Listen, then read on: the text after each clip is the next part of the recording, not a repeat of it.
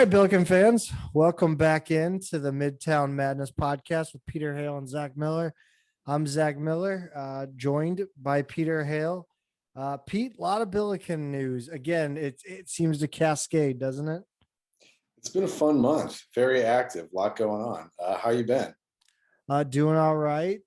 Just kind of enjoying summer. You know, it's except for this heat. This heat is I don't know how it is in Ohio, but it is oppressive heat down here. We get the same stuff you do, just a day later. So more of the same. Yeah, like I said, we got a lot to cover. Surprisingly enough, even though it is almost just getting close to July. Big time news on the staff situation that we kind of covered briefly the last episode. If I'm counting right, 4 total additions. Phil Forte, who you'll remember as a grad assistant, Roby, who obviously everybody will remember as a player, a new face in Thomas Dezagua joining the staff, and semi-familiar face Eddie Marugi, who you'll probably remember from M&G Analytics, will be joining the staff as well. Talk to me about these additions. So I'll start with the last one first. I think Eddie Marugi, I'm not exactly sure there. I think he actually has technically been on staff for a little while. I think he joined last season, but what was new to me is that he's doing, I didn't know he was handling all the video and data analytics stuff. That seems to be his role. We actually had a guy a couple seasons ago who explicitly had that title. I think it was like video and analytics coordinator, David Pavlikovich, but he's working in the G League now. So Eddie's a recent grad and he's handling that. So we've got Phil Forte, who he was on the staff as a grad assistant a few seasons ago, played for Ford at Oklahoma State, and you know it's bittersweet. Taking over for his best friend, Ford Stewin. So, you know, they were roommates at OSU. You know, he eulogized Ford beautifully a couple months ago, and now he's stepping into his role shortly after having accepted an assistant position at the University of Texas, Rio Grande Valley. So he left there after only a few months for this opportunity, and hopefully there's no bad blood there. But yeah, what do you think about Phil coming back to take over for his old friend? It's interesting. Obviously, you know, we talked a lot about when how our reactions were when Ford Stewin joined the staff, and maybe a little hesitation, just, you know, based on maybe not a lot of experience. But I think that, you know, bringing someone in with a familiarity of the staff, familiarity with the situation of who they're replacing and why they're replacing him, I think will be good in a continuity sense from that standpoint. I'm anxious to see how, because I mean, Phil Forte has been very, very active in kind of bringing players into the onto the radar that maybe weren't there before for the Billikens. So I'm interested to see these recruits that he kind of has built a relationship with and will be trying to bring into SLU. Yeah, he's got he's a Texas guy is kind of the main is kind of his main geographic you know, concentration, but you know, obviously spending some time at Oklahoma State and other parts of the South. I think he's a guy who's been around, you know, and he's not like Stu, and he's a younger guy, but really energetic, and you know, obviously a distant third in terms of age and experience to Giacoletti and Tate. But yeah, he brings that kind of youth, the energy, the vitality, the recruiting, and he can get out there and travel a lot. So I think it's a good hire, and like you said, plenty of familiarity. It almost feels like all of these hires are kind of internal hires, or continuity, even though it's kind of unusual when you look at these 2 grad assistants. Roby, who was recruited to SLU by Ford's predecessor, Jim Cruz, and then Thomas Desagua, who Ford recruited to Oklahoma State, but he left Oklahoma State before Desagua ever played there. So it's funny. These are two guys, one of whom he recruited and never played for him, and one of whom he didn't recruit but played for him. And now here they both come back. So all three guys are connected to him as players in one way or another, but all three got there in kind of different ways. So it does feel like he's hiring from within. He's keeping his coaching tree tight, and really trying to build some identity and continuity there.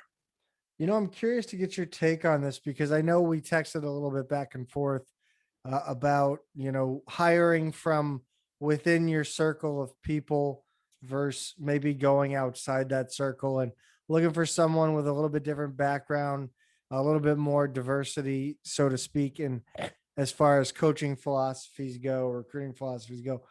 Where do you stand on kind of the path that Travis Ford has taken with these hires? He very much, and I don't know how much of this has to do with, having just lost his nephew and somebody who's so close to him, like kind of really wanting to build family and keep things tight and in the family. And here are some people that he's obviously experienced and very comfortable with and trusts, and who know his system and who know what he wants.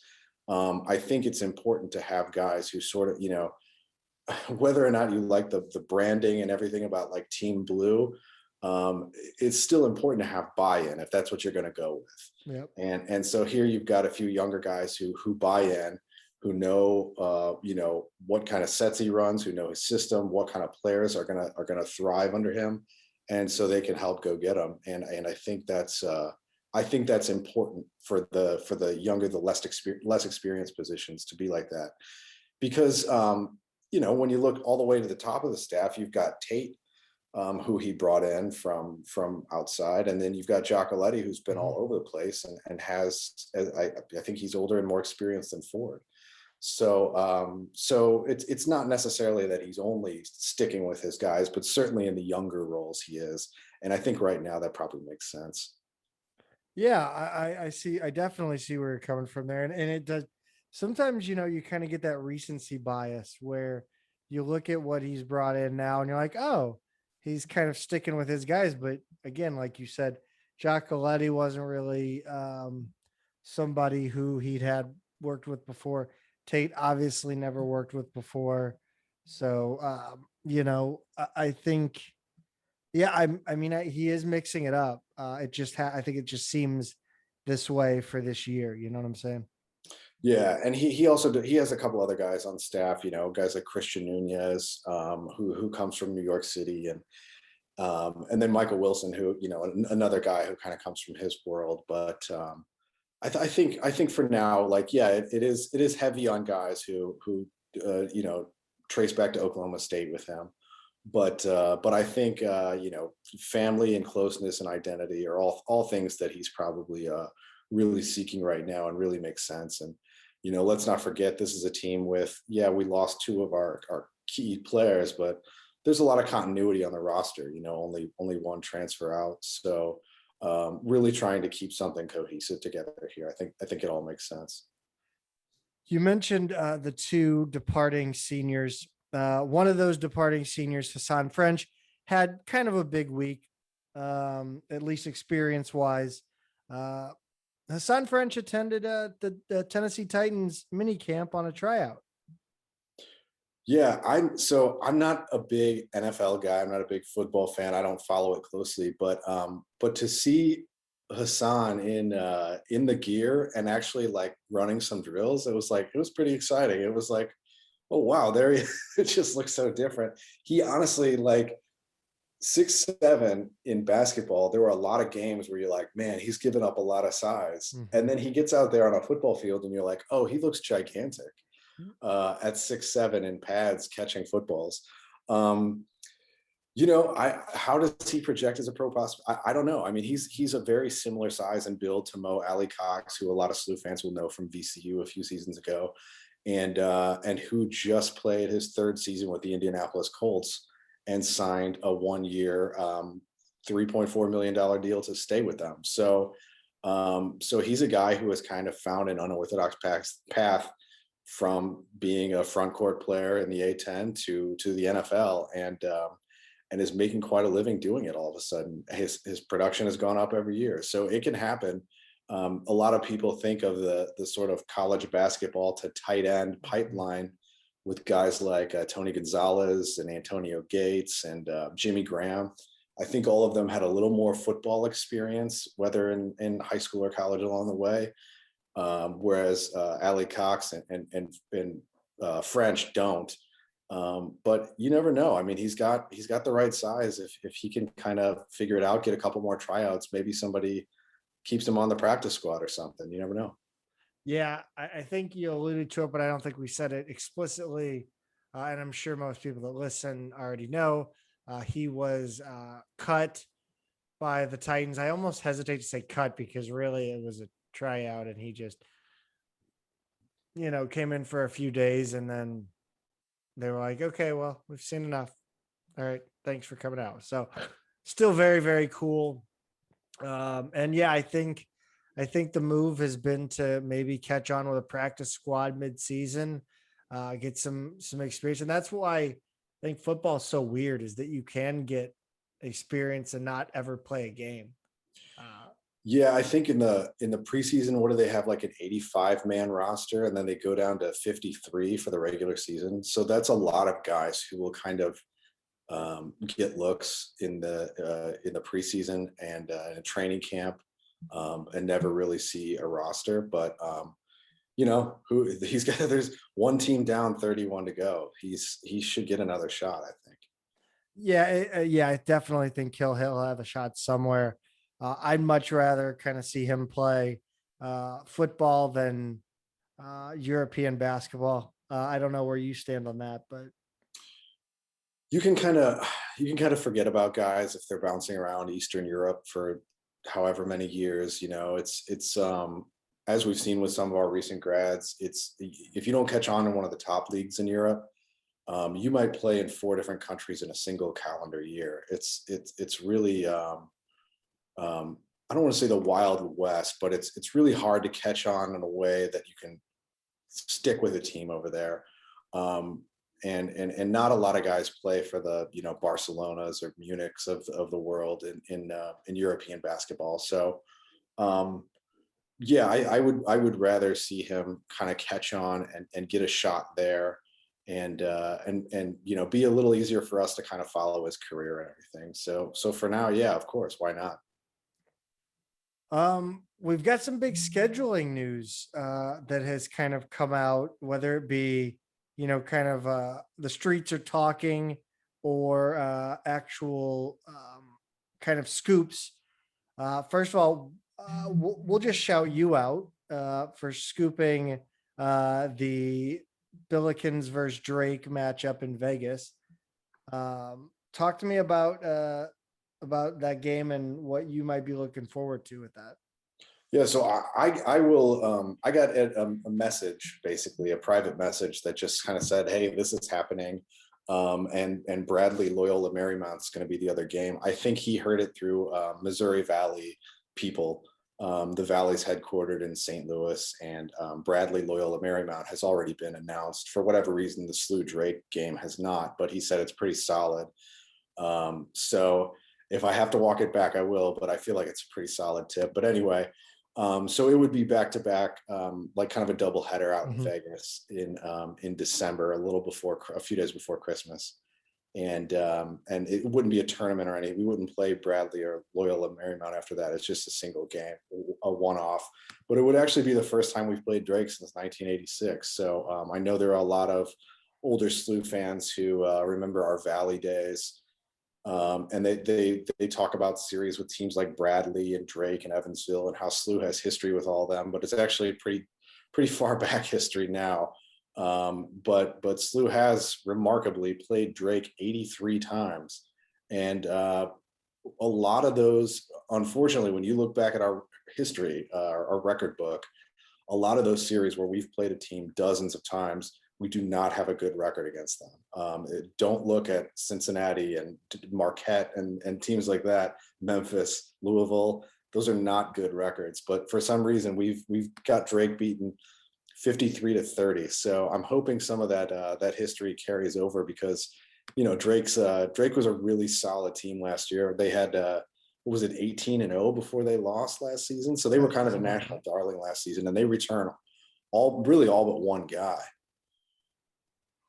Yeah, I love this idea that we're gonna play a one-off in Vegas. Seems like a great chance for Billiken fans to hit up a destination game. And I think I hope Drake stays in the form they had last season. And I mean, yeah, I'm already looking at hotels. I'm down for this. Like, I don't know if I can pull off getting to Vegas 3 days before I have to, open presents with a 5 and a 2-year-old, but I don't know. We'll see. But yeah, I think Drake's going to be good again. They're going to compete for the Valley title again, and it should be a solid game for us no matter what. Speaking of old Conference USA, is there we'll call them old conference foes. UAB, the place that or the team that always seemed to get us in Conference USA.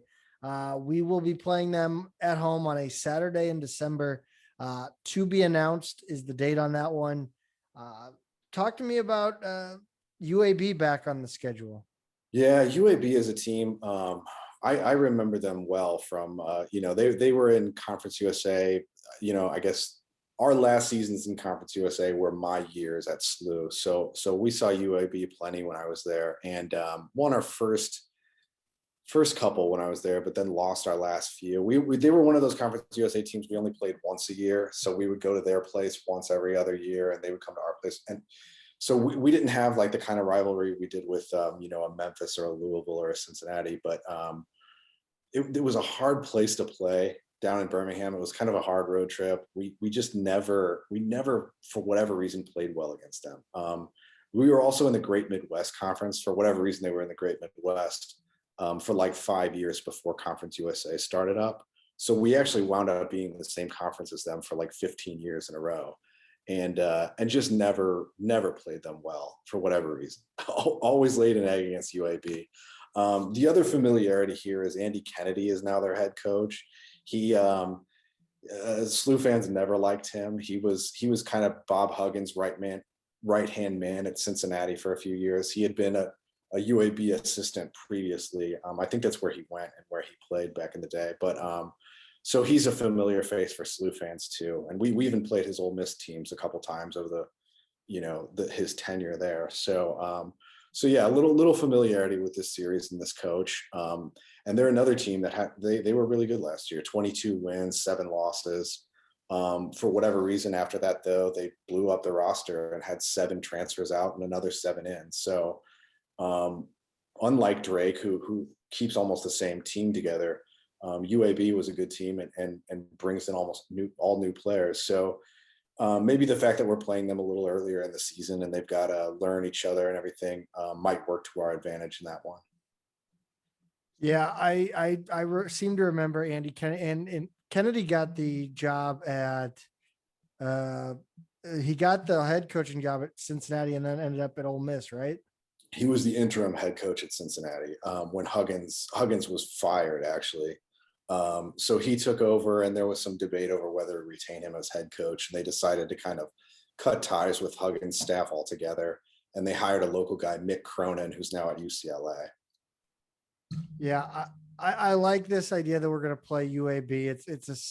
It's kind of a it's kind of a fake local team. You know what I mean? Like there's a lot of history in that rivalry.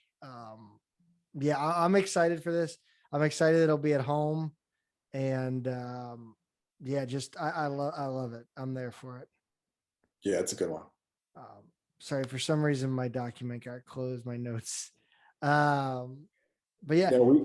We can move on to recruiting now, actually, because June's been a big month for recruiting. It's kind of the return to in-person recruiting, and then every June 15th, the live period opens up for the class that's about to be juniors. So now that's the 2023 guys. So lot of recruiting stuff to talk about. Yeah. What are we looking at?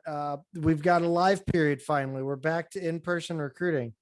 I can't, it was so, I know we said this last week, but it's just so nice to see like somebody tweet like, hey, I had a great visit at SLU today. And there's a picture of them with the coaches.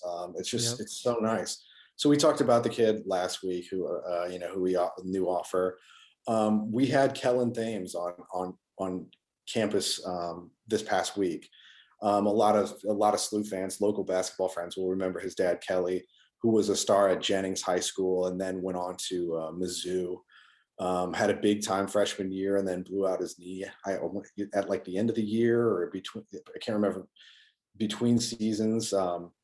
Anyway, so after surgery, he came back, played 3 more years, but a lot of people thought he might have not been, he was like 80% of himself, or he was still a great player for 4 years, but a lot of Mizzou fans asked kind of what if and what could have been, because they were a pretty great team when he was injured. So this is his son now, and he's a star at Pattonville High School locally, and just really nice player, well-rounded player. And they're, Pattonville's as good as they have been since our guy Corey Tate was there. Maybe Brian Grauer after him. They were still pretty good then. So he's kind of brought them back to glory, and it's great to see him on campus and see Corey Tate, his former, Kelly, the older one, his former teammate at Mizzou, those two guys together. So yeah, you got to love that we're involved in that recruitment, and it's just great to see everybody on campus. What does his recruitment look like, Kellen? Who's after him hard besides? So I'll give the caveat that I'm a few days behind because it's a long weekend that I have not been in front of a computer for a couple of days. But unless anything's changed, his only offers at this point are from Georgetown, SEMO, and SLU, which is kind of a weird combo. And he's another one where I think his dad and he have kind of played it close to the vest. They have not really released much information in terms of who they've talked to, who's recruiting him, until very recently. They kind of changed that this spring. So now he's got those 3 offers. We know Mizzou is interested. They just visited Mizzou as well. So of course, with the legacy there, they're going to be involved. Beyond that, I don't really know a whole lot. I know a couple of the local schools, Edwardsville, Carbondale, places like that are interested, but we'll see what happens this AAU season. He's playing with Brad Beal Elite, the big Nike AAU program locally. So he'll get some big time exposure over the next month or two. And that'll give me a better picture of who's involved besides us, Georgetown, SEMO, and Mizzou. We talked a little bit about the live period returning, and returning to in-person recruiting, and that includes the 2023 live period kicking off. Who should Billiken fans be aware of for the 2023 class, and who maybe are the Billikens showing interest in? Yeah, so basically the day that that Forte was announced as a coach, a few of his recruits from his previous job, and honestly the past couple of years that he's been in Texas, because he was with Sam Houston State previously, he gave offers to them. So kid named Finley Bizjack which is a great name, by the way, Finley Bizjack, out of Keller, Texas. He just got an offer from SLU. He's got about 10 offers. Schools like DePaul, TCU, Stanford at the high end. And then, you've got like Texas Arlington, New Mexico State, a few schools like that. And then another kid, RJ Jones, who now has offers from SLU, TCU, USC, and then a couple lower level offers as well, from Aubrey, Texas. They're both shooting guards, pretty good size, and they'll be juniors in the fall. So those are 2. As soon as the period opened, as soon as he was announced, he extended those 2 offers. He also, there was a kid, Quyon Williams, in the 2022 class who will be a senior, was another Forte recruit who got an offer. So immediately that's 3 new guys into the fold. So those are definitely three to know about, just right off the bat in terms of who he's bringing in. It looks like the Billikens. I saw today the Billikens extended an offer to Connor Turnbull out of Fort Zumwalt North.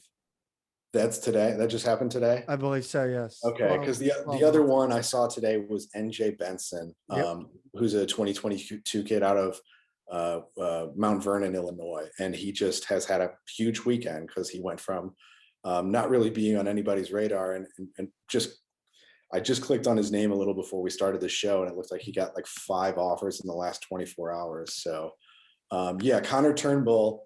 For those who follow local basketball, he's a 6'10" kid out of Fort Zumwalt North. So he played with KJ Lee, former SLU assistant and current U City high school head coach, Kelvin Lee. It's his son, Kelvin Lee Jr., who is going to, where's he going? I'm forgetting where he's going now. Central Michigan. I'll have to look up where he's going. It's not SLU, but anyway, so he was a senior this past year, and they had a really good year together, went pretty deep into the Missouri State playoffs.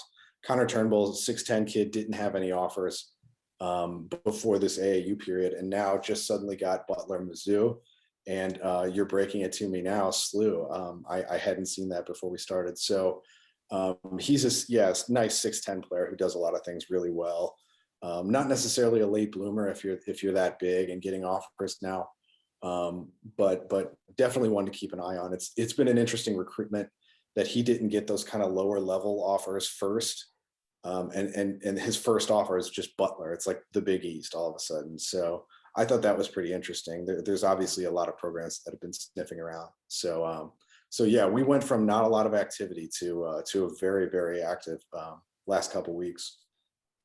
Butler's looking around and like, who's really tall in St. Louis after they saw who is it that's got is that Creighton that has yeah, Creighton's got the kid we recruited a couple of years ago. Oh man.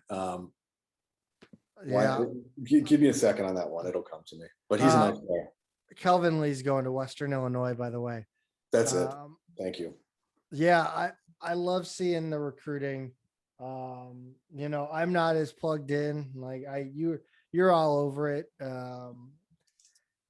We learned. Did we talk last week about Terrace Reed? We did, right?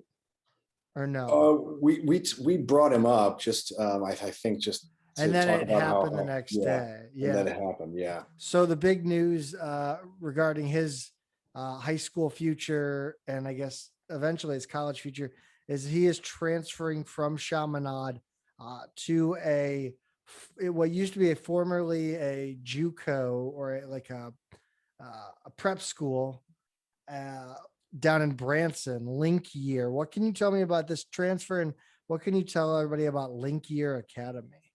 Yeah, so Link Year it's fairly new. It's a I think it would qualify or it would be considered like a charter school in Missouri, and they kind of offer both a high school and like a post grad year. So you can take a 5th year there after you finish high school before you go to college if you want an extra year of development.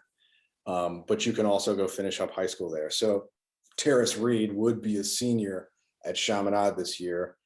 And decided to go take his final year at Link Year Prep. Now, I have to fully admit my bias here as a Chaminade graduate, and as someone who's obviously followed the careers of people like Brad Beal and Jason Tatum closely, to kind of scratch my head a little bit at this one.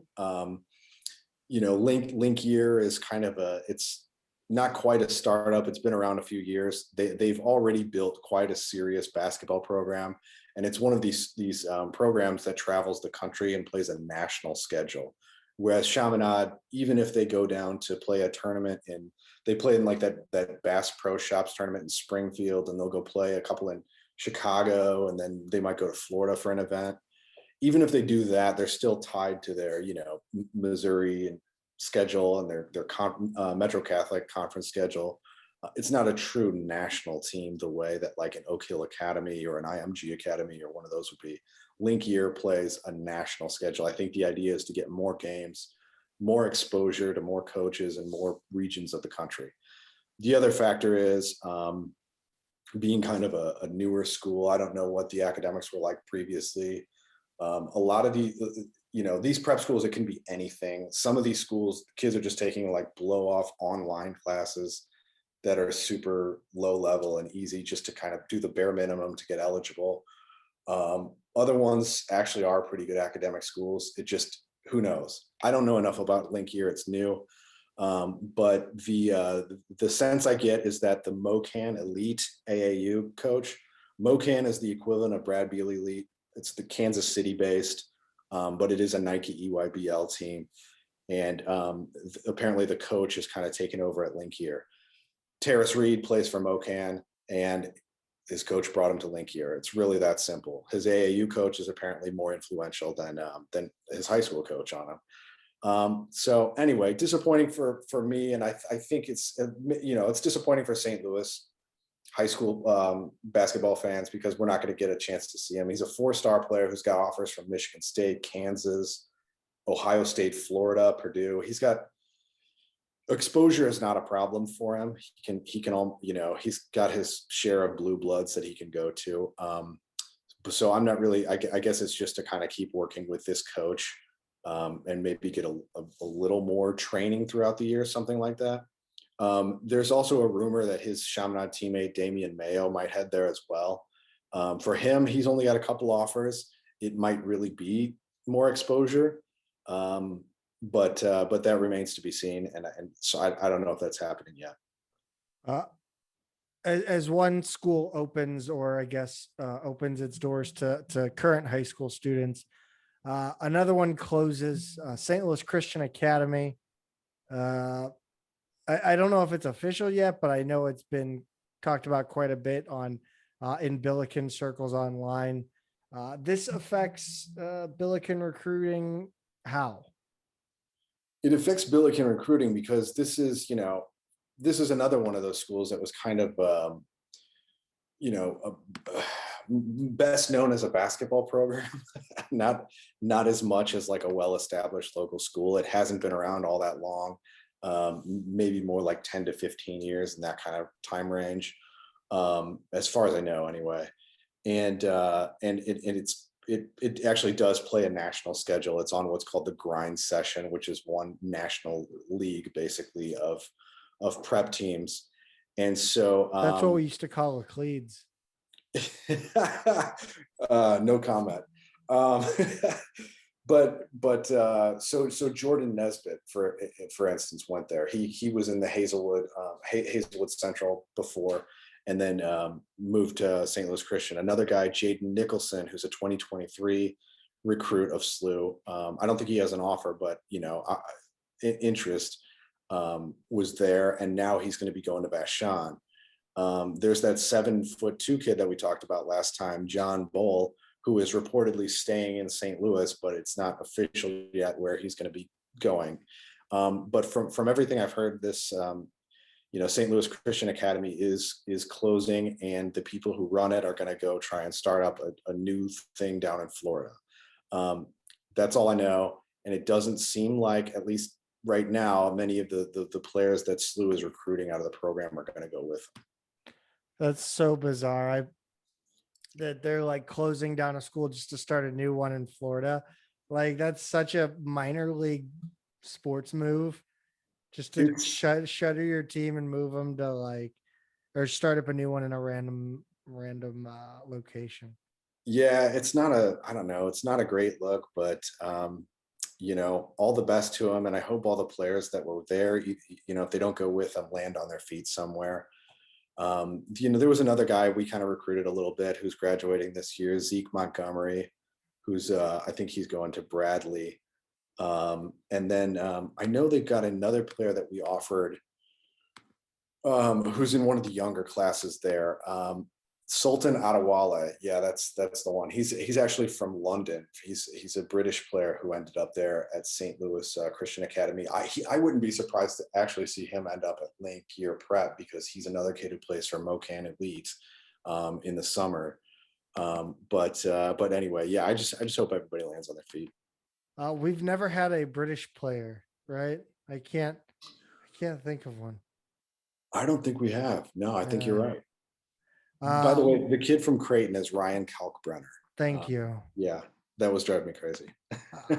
Yeah, um, it's summer. It's the dog days of summer, but there's a type of summer that Billiken fans love to talk about, and it's called a Conklin summer, and it's named after Brian Conklin, obviously, who developed his game, basically, um, made incredible strides from one year to the next, and it's kind of become folklore and legend. And we might be looking at another Conklin summer. After this year, we may be renaming it. Talk to me about Javonte Perkins and his physical development. So June 15th is when the live period opens up for guys who are going to be juniors. So it's a big day in college basketball. It's also when individual workouts can start on campus, what they call individual workouts, which is not literally just one guy at a time, but it's when smaller groups can work out with one coach. The rule used to be 4 players with one coach. I don't know. I think that's evolved a little bit. I think it might be a little more now, but they can actually start practicing in some format together with coaches, and then they're allowed to have full team scrimmages. Again, I think the rule has evolved to kind of loosen that a little bit, but they're having practice of one kind or another. And we've both heard and kind of seen through social media that Javonte Perkins, who was not very lightly recruited out of high school because he was so small. And then even by the time he had 2 years of JUCO under his belt, came into SLU pretty thin and played the last 2 years pretty lean. He's apparently really bulked up, just from the couple images I've seen, and then from what people who have actually seen practice have said. Do you worry at all about a guy with his particular skill set maybe bulking up too much? I was gonna just flip that question at you, so I'm kind of mad at you right now. Yeah, kind of. I mean, it's I worry that it changes your shot mechanics, the extra weight in your arms, and the size, different move. It's interesting. I don't really know what to make of it in a guard.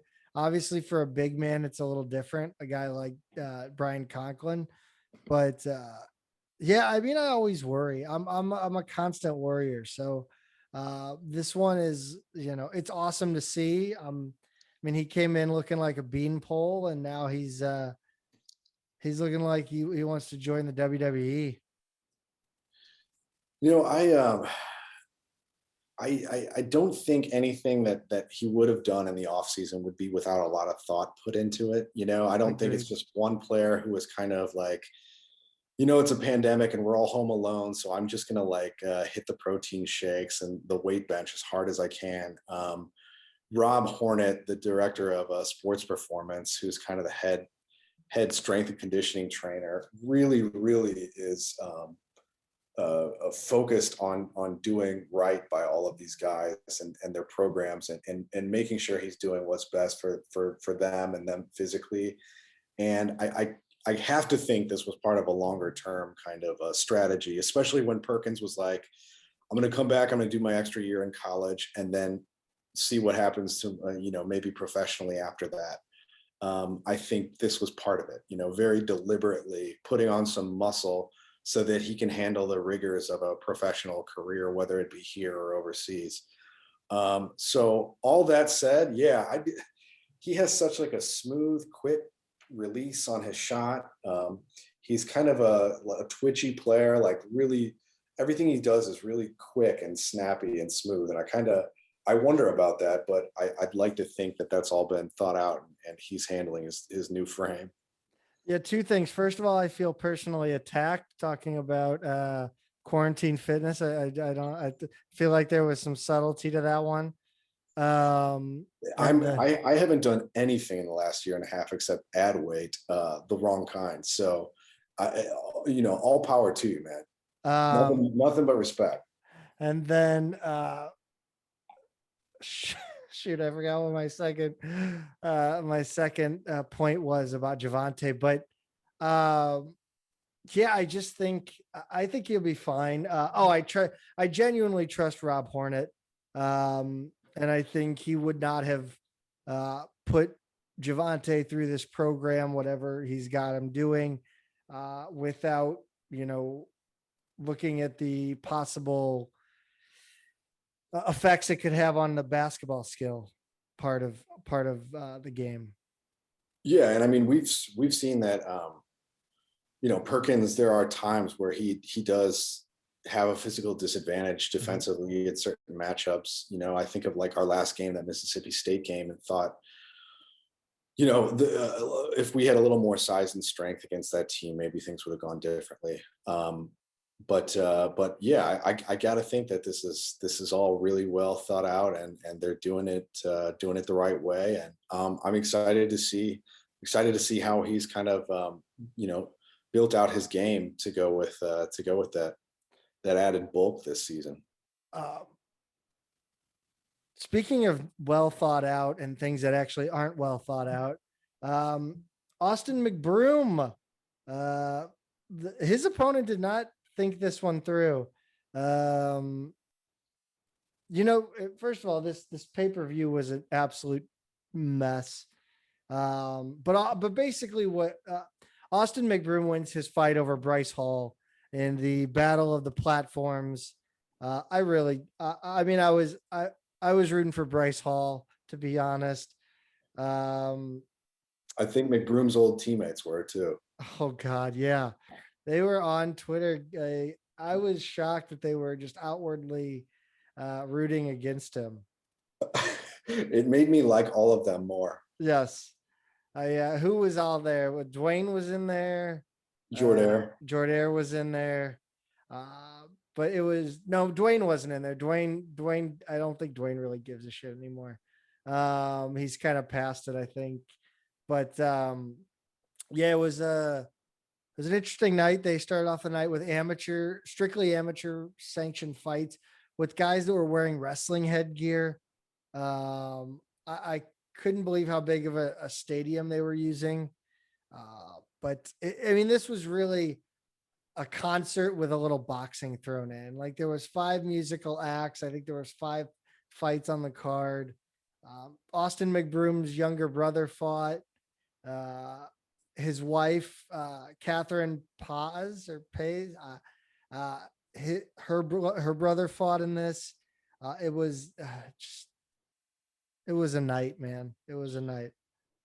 Yeah, I mean, I don't know. This whole thing has just made it clear to me. All of these people are just looking for ways to keep the attention on them. Like, they have a certain amount of followers, and I know that social media personalities, it's a fickle thing. Like, your audience can get bored with you and move on.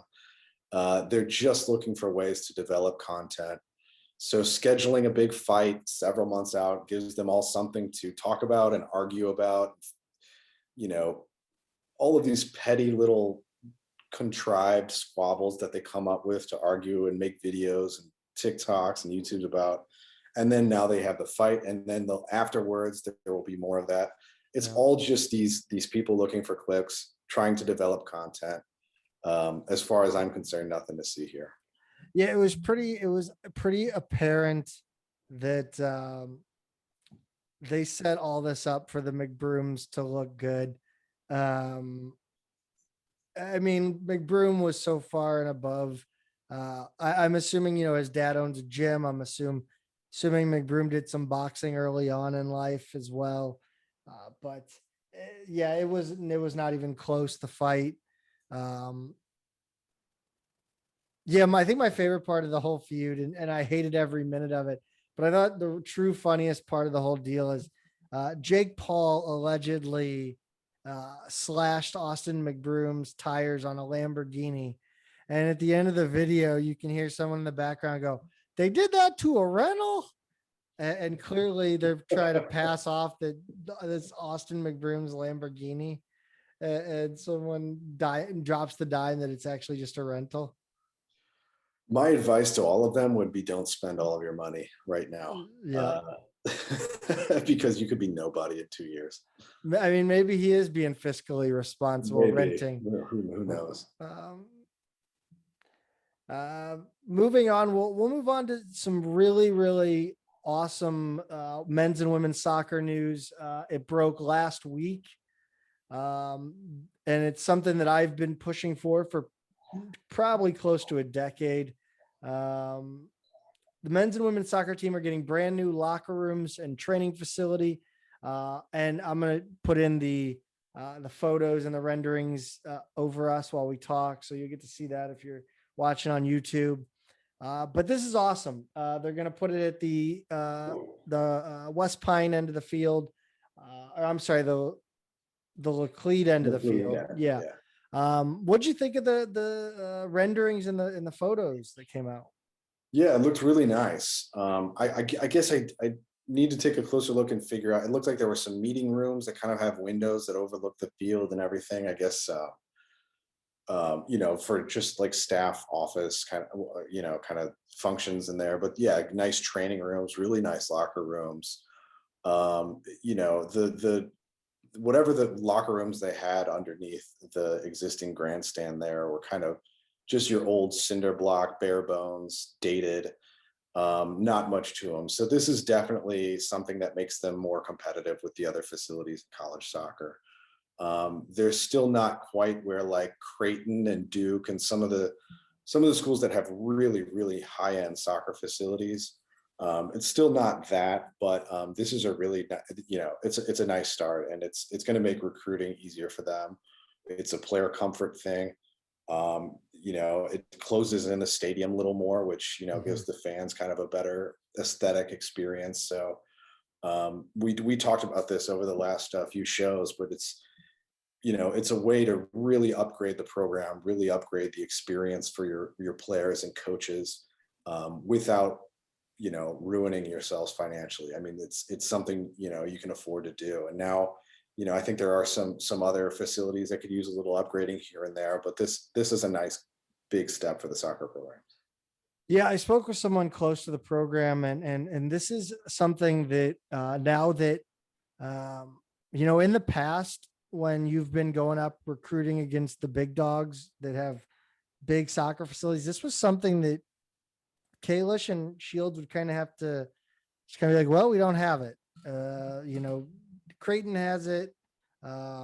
Virginia, like all these programs have, big programs have it. We don't have it. So now it's not something that, Creighton can talk to a recruit and be like, hey, look, SLU doesn't have what we have. And now we do have that. So it's massive for recruiting. I think it looks awesome. Of course, first thing I thought about is they should sell the rooftop seating on it for games, because I'm always thinking of some weird thing they can do with fans. And I would have liked to see a little more as far as, fan friendly enhancements, but whatever these coaches need, take care of that first, in my opinion.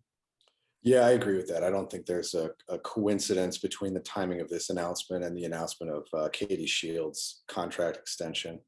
That I know that's something we kind of touched on before, that's maybe something that would go hand in hand, but now it seems pretty clear that's what there was. The other thing I'll say is when I was a manager at SLU, Coach Romar used to say, like, I loved having recruits visit and getting to know them. And he's such a personable guy and thought like the one-on-one with recruits is really what could sell them on the program. But he said, every time I had to bring a recruit into West Pine Gym and show them West Pine Gym and our offices and the locker rooms, he was like, it was just a big thud at the end of a recruiting visit. He's like, no matter how well it was going, a player kind of looks around and goes, man, this is where I'm going to be spending all my time for 4 years.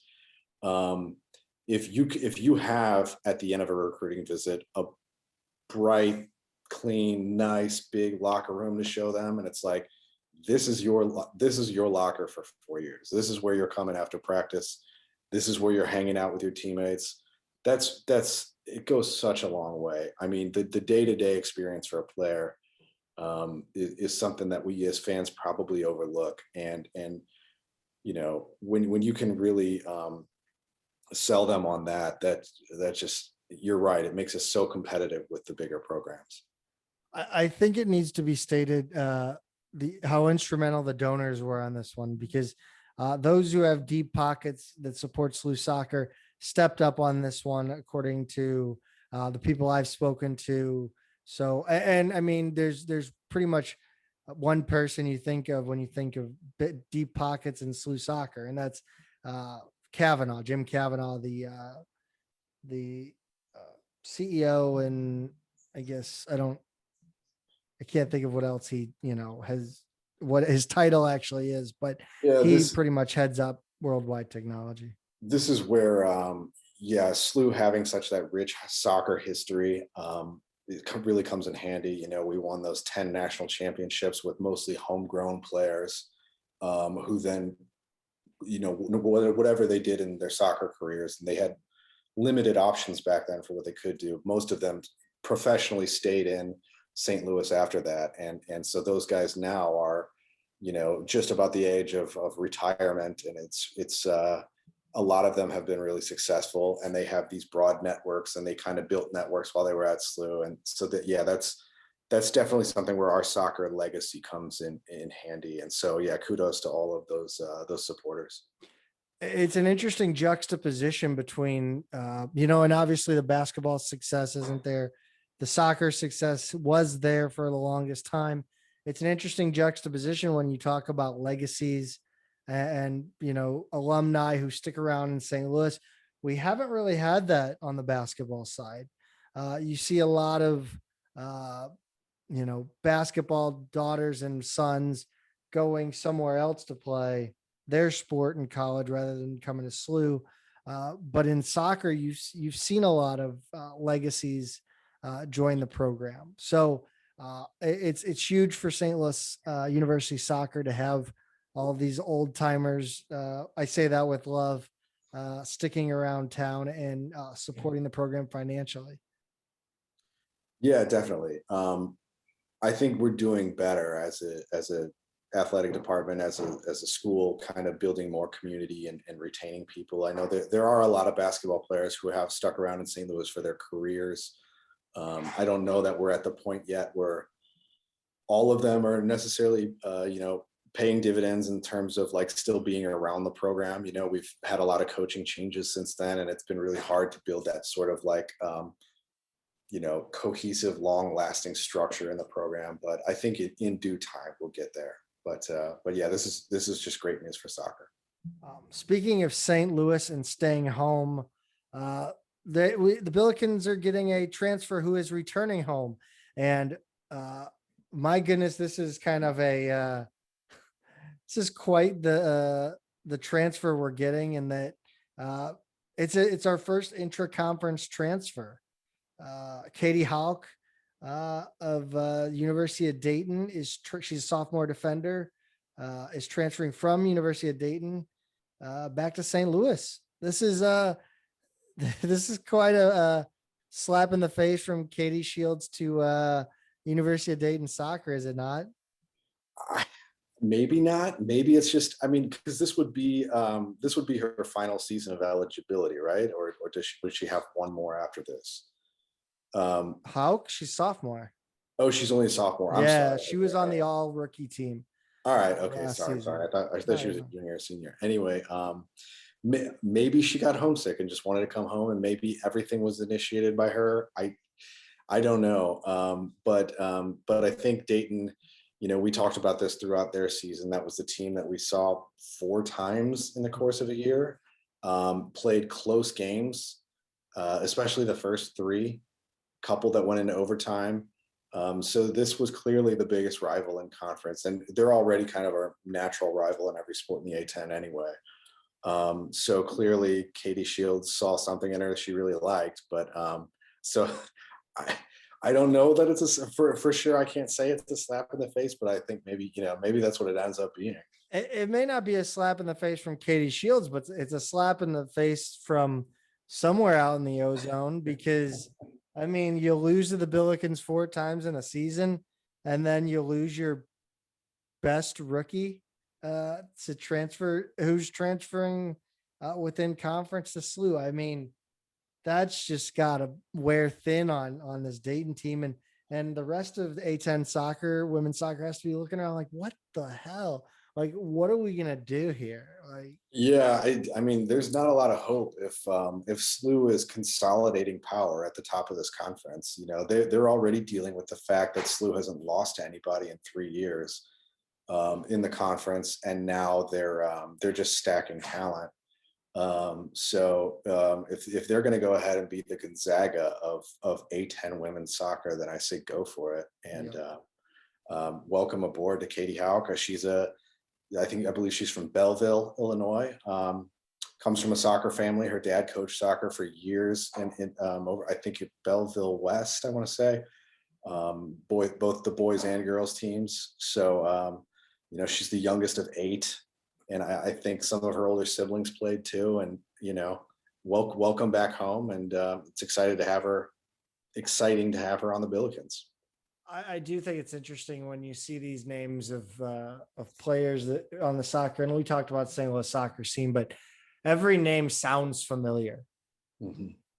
When we get a recruit in, you're like, oh yeah, that sounds like a North County name, or that's a South County name. I've heard that all the time. But yeah, I do have one last question. I saw on the internet somewhere about someone didn't know why. I want to talk about fashion. We're going to talk about fashion. What do you think about the coaches? Well, doesn't matter what we thought about them wearing it this past season, but they really went business casual the whole season.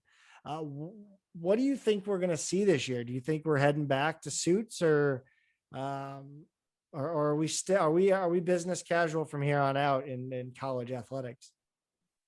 I think I'm going to give the kind of lazy answer, and I said I think it's going to be a little of both. I think it's just going to be a staff decision. I mean, you had your coaches who were kind of like this already. You know, I guess Bob Knight always had the red sweater, which is sort of semi-casual, but Majerus with the black shirt. Majerus, yeah, obviously, and then Bob Huggins always wears like the half sleeve golf shell kind of looking shirt. So there are coaches out there who have not necessarily ascribed to wearing a suit in every game. But yeah, I do think it might be the point of no return for some of these guys who kind of go, you know, no one's making us wear suits. We have like boxes and boxes of free matching polo shirts here. Maybe it is a little easier to coach in something that I can breathe a little bit in. I don't know. I think for a lot of coaches, they've passed the point of no return. I think probably somebody like Jay Wright really enjoys all the compliments he gets from announcers. I don't see him ever ditching the pinstripe suits. I also wonder. I don't think Ford Stewart would have stood for it. You know, going to like half zips or polo shirts or anything like that. I think he would have wanted everybody in suits. So I don't know. Maybe they honor him and stick with the suits. I pose the idea that you go, you know, if you want to go on weeknight games, go biz cash, and then for weekends and postseason, run with a suit.